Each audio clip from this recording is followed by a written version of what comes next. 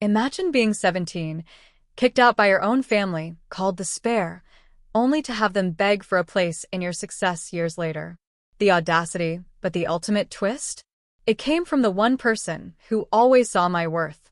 I was only 17 when my dad told me I wasn't built for success. It wasn't some heat-of-the-moment insult, no. He said it calmly, matter-of-factly, like he was doing me a favor. Like the sooner I accepted my place in the family, the easier life would be for all of us. "You're the spare," he said, not even looking up from his newspaper. "Your brother's the heir. You're just extra." That moment, it carved something deep into me. Growing up, I always felt like the background character in someone else's story. My older brother, Nathan, was the golden child. Star athlete, honor roll student, family favorite. He had a bedroom that faced the lake, a brand new car the day he turned 16, and a dad who called him champ, even when he messed up. Me? I got hand-me-downs, suspicious glances, and lectures for existing too loudly. At first, I thought I was the problem. I tried harder. I got a job at 15. Kept my grades solid. I even started tutoring Nathan in math when his grades began slipping. But nothing changed. My mom called me lazy when I slept in on Sundays, even after closing late at the diner. My dad said I had no ambition when I mentioned wanting to go to culinary school instead of college.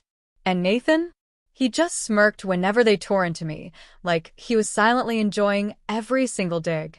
Things escalated the summer before my senior year. Nathan wrecked his car after a party, completely totaled it while driving drunk. I was the one who found him, crying in the garage, bleeding from his forehead, begging me not to tell mom and dad. I didn't. I took the blame. I told them I'd borrowed the car without asking, that I'd panicked and ran. I thought, maybe this will earn me some respect. Maybe they'd see I was capable of loyalty, of protecting the family. Instead, they kicked me out. My dad didn't even yell. He just pointed to the door and said, "Pack your things. You've embarrassed this family enough." That night, I slept in a bus shelter 2 blocks away. The next morning, I walked back to grab my school backpack from the porch, only to find a trash bag with my clothes inside and a note that read, "You're on your own now. Learn something from this." No one checked on me. Not once. My mom told people at church that I'd chosen the streets because I was rebellious. Nathan went on vacation to Florida 2 weeks later, posting beach selfies like nothing had happened. I kept myself alive, working double shifts at a convenience store, sleeping in the stockroom on cardboard when the manager wasn't looking. But you know what the worst part was? The silence. No birthdays. No Christmas cards. No, "How are you?" It was like I never existed. For 3 long, agonizing years. It was only after I got my associate's degree in business through community college, after I'd moved 3 towns away and built a tiny freelance marketing business from a library Wi-Fi connection, that I finally felt like maybe, just maybe, I was truly free of them. Until last month. I got a text from my mom. Just one line. "Is that your face on the billboard off Route 9? Yes. Yes, it was. The local Chamber of Commerce had put me up as a young entrepreneur spotlight after I helped several local shops triple their online sales during COVID. It wasn't a huge deal in the grand scheme of things, but to me, it was everything. Proof that I wasn't a spare, that I was more than a shadow. 2 hours later, my dad called. I didn't answer. Then came the voicemails from Nathan, from relatives I hadn't spoken to in years. All of them. Suddenly warm. Suddenly supportive. Suddenly curious about how I was doing. I didn't reply. Not yet. Because I knew. I just knew. They hadn't changed. They were only reaching out because they saw I had something they wanted. And sure enough, the next day, my mom called again. This time, she left a message. "We're going through a rough patch. Nathan and his wife might lose their place. We were wondering if you still had that spare room you used to mention." I laughed out loud. Because that spare room? It didn't exist. I bought the whole house. And I bought it in cash. I didn't respond to my mom's voicemail. Not that day. Not the next. Not even when my Aunt Janice messaged me on Facebook saying, "It would really mean a lot to the family if you stepped up right now." stepped up. I nearly choked on my coffee. Where were they when I was sleeping under a bus shelter, Aunt Jan? It's funny how people love to use the word family like it's a get-out-of-jail-free card. Like blood somehow erases everything they did, or didn't do. I didn't block them. I didn't rage post. I just stayed silent. But silence, apparently, wasn't enough. The following week, I came home from a client meeting and saw a familiar car parked across the street from my house. A silver Honda Civic. The same one my parents used to drive. I stared at it for a good 5 minutes before I even turned into the driveway. There was no mistaking it. And sure enough, sitting on the porch with a Tupperware container of what I assumed was guilt-laced banana bread, was my mother. She stood up when I got out of the car. "Oh my God, you look so good," she said, arms already reaching. I didn't hug her. I just looked at her like a stranger, because that's what she was. "Mom," I said quietly, "why are you here?" She had the nerve to smile, like this was just some casual drop-in. "I wanted to see you. It's been so long. I thought maybe we could talk, catch up." I leaned against the door frame and didn't move. "Is Nathan okay?" I asked. Her face flickered. And there it was. The reason. The real reason. Not love. No regret. Not even a half-hearted apology. "He and Alyssa lost their apartment," she said. "They fell behind on rent. The baby's on the way, and they just need a place for a little while, just until they get back on their feet. Your father thought maybe we could all stay here, just for a few months." I almost laughed. "You kicked me out with a trash bag and a note," I said, slowly, each word deliberate. "I begged you to listen to me, and you told me to learn something from it. And now you want me to give up my peace, my home, for the son you threw me away for?" She blinked like I'd slapped her. "It was complicated back then. We were just doing what we thought was right." "No," I cut in. "You were doing what was easiest. You believed whatever Nathan said because it made your life simpler. It didn't matter if it ruined mine." There was silence. For the first time, I saw something close to shame in her eyes. Then, defensiveness. "Well, we didn't know how things would turn out. You've clearly done well for yourself, so maybe it wasn't such a bad thing after all." That's right there. They abandoned me, and now they wanted credit for it. "You're not coming inside," I said firmly. "And you can tell Dad and Nathan and everyone else that this house doesn't have a spare room." She opened her mouth, probably to beg or guilt-trip me, but I was already turning the doorknob. That's when she said it. "You're being selfish." I paused. I turned back around, looked her in the eye, and smiled. "No, Mom. I'm just done being useful to people who only remember I exist when they need something." Then I closed the door. She didn't knock again. That night, I lay awake thinking about everything. The weight of what happened. The fact that they were bold enough to show up here, to ask for help, to act like we were still family after what they did. For a moment, I felt guilt creeping in. That old, familiar ache of, what if I'm the bad one now? But I remembered the look on my mom's face that day at the principal's office, when Nathan lied about me hitting him. I remembered how she cried for him, how she never once looked at me with belief or love, or even curiosity. Just disappointment. I remembered being dragged from my school, shoved out of my own home. I remembered the silence. I owed them nothing. Still, I wasn't done yet. Because part of me wanted not revenge, exactly, but accountability. So, I drafted a message. Not to them, but to my extended family, the cousins, aunts, uncles, people who had heard their version of events for years. People who thought I was troubled, rebellious, angry. I told them everything. I told them about the car crash, the fake confession, the trash bag on the porch, the years of silence, the Tupperware visit. I even attached a screenshot of the text Nathan had sent me years ago, the one where he bragged about how easy it was to get rid of me. I hit send, and for once, I didn't feel afraid. The message took about an hour to ripple through the family group chat. I had muted it years ago, but suddenly my phone wouldn't stop buzzing. "Aunt Marie, is this real? I never knew this happened to you. Uncle Leo, your parents said you ran away, that you were doing drugs. Cousin Denise, I always wondered why you disappeared. I'm so sorry. That text from Nathan is disgusting. Message after message poured in. Sympathy. Shock. Guilt. A few were awkward and unsure, the kind of apologetic attempts that felt more about their discomfort than my pain. But I didn't mind. I hadn't written it for pity. I'd written it for the truth. Then came the last name I expected to show up in my inbox. Alyssa, Nathan's wife. I'm so sorry. I had no idea. He told me you were unstable and violent, that your grandmother took you in after you assaulted your mom. I feel sick. I stared at her message for a while, unsure of how to respond. She messaged again. I left him last night. My breath caught. Apparently, she had read the email out loud to Nathan. He laughed at first, then got defensive, then angry. Then he grabbed her phone, tried to delete it, and shouted at her for being naive. Alyssa, 7 months pregnant and finally done being gaslit, packed a bag and left for her sister's. She said my message snapped something in her. She saw the pattern now and knew their baby deserved better. I didn't gloat. I just told her, you did the right thing. That should have been the end of it. But Nathan never did like being exposed.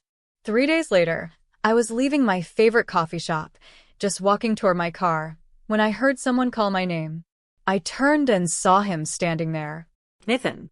He looked like a shadow of who he used to be, unshaven, eyes sunken, wearing the same varsity jacket he'd had since high school, like he was still clinging to the last time anyone thought he was important. You think you're better than me now? He sneered. I didn't answer. He walked closer. Too close. You always played the victim. Even now. What? You want everyone to feel bad for you? You think anyone gives a damn about your sob story? I could smell the cheap fear on his breath. You lied, I said, calm, quiet. Yeah? So what? You survived, didn't you? You've got your big house and your little billboard, so quit crying. There was so much I wanted to say. I wanted to scream. I wanted to list every night I cried myself to sleep. Every birthday I spent alone. Every time I doubted my worth because of him. But I didn't. Because he wanted a scene. So I stepped around him, opened my car door, and said just one thing. You lied. I thrived. And now you have to live with that. I left him standing in the parking lot. That night, I had dinner with my grandmother. She was the only one who never needed proof. I told her everything about the email, the messages, even the run-in with Nathan. She listened, her hands folded neatly in her lap, only nodding occasionally. After I finished, she reached across the table and held my hand. You did good, she said. That was all I needed. A week later, I got a certified letter from my parents' lawyer. Apparently, they were considering defamation proceedings over my email to the family. I laughed loudly. My own lawyer, yes, I finally hired one for myself, told me to relax. Their claims were baseless, empty threats. The attached evidence alone, especially Nathan's own written admission, would bury them. I never heard back from their lawyer. They went quiet again. I guess when you stop being useful, you disappear. That's when I decided to do something I hadn't done in years. I framed the note they left on my trash bag that night. You're on your own now. Learn something from this. It hangs in my office now, right next to my Chamber of Commerce award. Some people frame their diplomas. I framed a warning and turned it into a promise. Spare. That's what he called me. Just a spare. A ghost in the family photo. A seat left empty at dinners. A name barely said aloud unless it followed the phrase. What's wrong with her? But do you want to know the cruelest part of being a spare? Spare parts get recycled. And that's exactly what they tried to do. Recycle me. It began again with a knock. Not a voicemail, not a message, not another car on the street. A knock on my door just after dusk. I almost didn't answer it, but something in me needed to. When I opened it, I didn't see my father. I saw a man shrinking inside his own body. Gone was the gruff voice. Gone was the superiority. He stood there in a threadbare sweater, holding an envelope. Not a letter, a stack of papers. I'm signing over the house to you, he said, not even looking at me. Your grandmother said you'd earned it more than any of us ever did. My grandmother. That was the moment I knew something was wrong. She's sick, he added, finally meeting my eyes. No preamble, no manipulation, just a fact. Cancer. Stage 4. We sat in silence on my porch. The same porch where my mother once begged for a spare room. She didn't want to tell you, he muttered. Said it would distract you from your work. Said she was proud. Proud. That word hit harder than anything else he could have said. I stared out at the garden she helped me build last spring. Lavender, rosemary, and marigolds. She called it her living prayer. I could still see the faded gloves hanging over the fence where she forgot them last week. I swallowed my anger because this wasn't about them anymore. This was about her. She passed 3 weeks later at home. My home. The one they once said I didn't deserve. I held her hand as her breaths grew shallower. She wasn't afraid. She just said, "Promise me you'll plant something new every spring. That's how you start over." And then she left me, but not before giving me the final gift. A truth I never expected. I found it in a small wooden box under her bed, sealed with a letter. Her handwriting, slanted, neat, unmistakable. To the granddaughter they never saw. Inside was a stack of old journal entries, yellowing paper, notes dated from when I was 9, 11, 14, ages I had long tried to forget. She had written everything. My birthdays were ignored. The bruises. The lies. The way Nathan staged every accusation. The way my mother called me a mistake when she thought no one was listening. Proof. She had documented it all. And at the bottom of the box, a deed transfer for her house, already notarized, already signed. She had made me the sole heir. I didn't cry, not because I wasn't devastated, but because her final act wasn't about sadness.